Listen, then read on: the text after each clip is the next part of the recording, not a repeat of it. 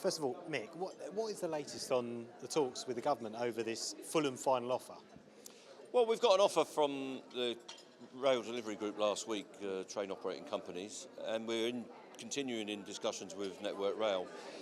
The offer that they've made is very challenging for our people, so what we've decided to do is go out on a roadshow basis. There are branch meetings happening all over the country, our regional meetings, and we'll get reports back from those meetings and from our negotiating officers about what our members think before we give it full consideration. So that will happen over the next 10 days or so, and then we'll make a decision about what we want to do with the offer.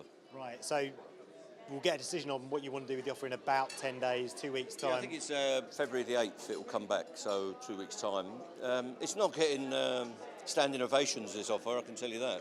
Okay. A lot of people find it really challenging. The closure of every booking office in Britain, the clampdown on their terms and conditions is not going down well out in the country amongst our members, and pay doesn't get discussed. Even though the media want to talk about pay all the time, pay is not the issue that's burning with our members. It's their conditions and the way that they work that's the main item.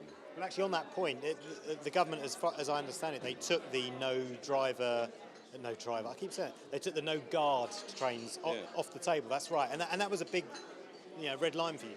Well, there was a red line that they were saying that we have to accept driver-only operation, the removal of guards, as a principle at national level, and then that would be delivered into each of the companies. What they've decided to do now is take it away as a national principle and try and pursue it locally when the talks go in to each of those 14 train operating companies. So it's not dead, it's just not wandering around in the talks at the minute. So we'll have to see how that goes, and our members are quite cynical about the government's approach. But, we're having a good conversation about it.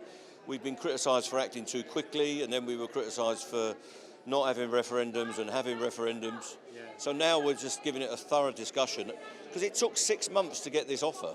So the members deserve a conversation and a debate about how we approach it. So during this whole period of industrial action, is this the most optimistic you've been feeling, relatively optimistic, about maybe there's a breakthrough? I'm not optimistic until our members tell me to be optimistic. What we've got is a really poor offer. The pay offer is below less than half of the rate inflation over these 2 years. Inflation is running over 22-23% in the retail price index. This is 9% over 2 years, and we had no offer for 3 years before that. So our people are getting poorer, and at the same time their conditions and their working lives are being trampled all over. So I'm quite suspicious about what's going on, and I don't know if our members would be prepared to accept it. What we've got to work out is what we do next with that offer, and that will be up to our members to decide, and they'll inform the leadership.